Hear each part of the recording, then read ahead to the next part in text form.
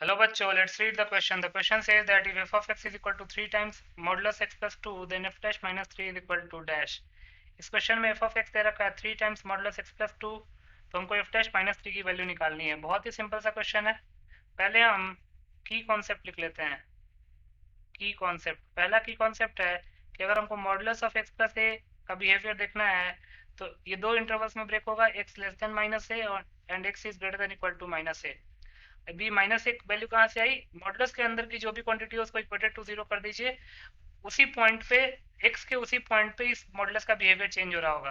तो x plus ए को zero से इक्वेट करेंगे तो एक्स की वैल्यू माइनस से आएगी, इसलिए हमने माइनस ए पे बिहेवियर इसका देखा है। मतलब माइनस ए पे हम इसका बिहेवियर ऑब्जर्व कर रहे हैं। तो x less than minus a के लिए ये minus times x plus a खुलेगा, और x greater than equal to minus a के लिए एज इट इज खुलेगा एक्स प्लस ए बन के। तो इसको लिख सकते हैं minus x minus a if x is less than minus a and x is greater than minus a, then ये एक्स प्लस ए बन के खुलेगा।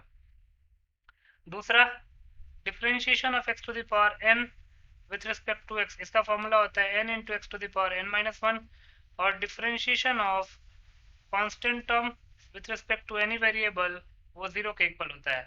तो इन दोनों की कॉन्सेप्ट को फॉलो करते हुए इस क्वेश्चन को सॉल्व कर लेंगे। तो according to the question f of x दे रखा है 3 टाइम्स मॉडुलस एक्स प्लस 2। अब मॉडुलस का बिहेवियर चेक करना है। किस पॉइंट पे चेक करेंगे? मॉडुलस के अंदर की जो क्वांटिटी है उसको जीरो से इक्वेट करेंगे तो एक्स की वैल्यू माइनस टू आएगी। इसका मतलब कि एफ ऑफ एक्स का बिहेवियर माइनस टू पे चेंज हो रहा होगा। तो x less than minus two एक इंटरवल बना लेते हैं और एक X greater than equal to minus two interval बना लेते हैं। X less than minus two पे ये minus times x plus two खुलेगा, और x greater than equal to minus two पे ये एज इट इज खुलेगा 3 इंटू एक्स प्लस टू। क्यों? क्योंकि माइनस टू से छोटा अगर कोई नंबर लीजिएगा तो माइनस वन प्लस टू क्या हो जाएगा? माइनस टू से छोटा माइनस वन नहीं है, माइनस टू से छोटा माइनस थ्री होगा, माइनस टू से बड़ा हो जाएगा माइनस वन, तो इसलिए माइनस वन नहीं लेंगे, माइनस थ्री लेंगे।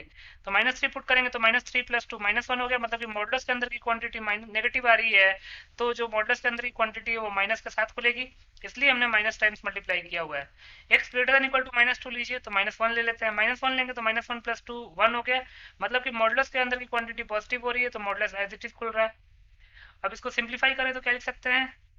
Minus three times x plus two where x is less than minus two, and अगर x greater than minus two है तो ये हो जाएगा three times x plus two. Further simplify करते हैं तो ये हो जाएगा minus three x minus six if x is less than minus two, and three x plus six if x is greater than equal to minus two. ये F of X का behaviour आ गया हमारे पास। अब हमको एफ डैश माइनस थ्री निकालना है। अब हमको एफ डैश माइनस थ्री निकालना है। एफ डैश माइनस थ्री का मतलब है कि differentiation of F of X with respect to x at x is equal to minus three निकालना है। तो X is equal to minus three के लिए एफ ऑफ एक्स कौन सा होगा? X is equal to minus three minus two से छोटा होता है, तो minus three x minus six ले लेंगे।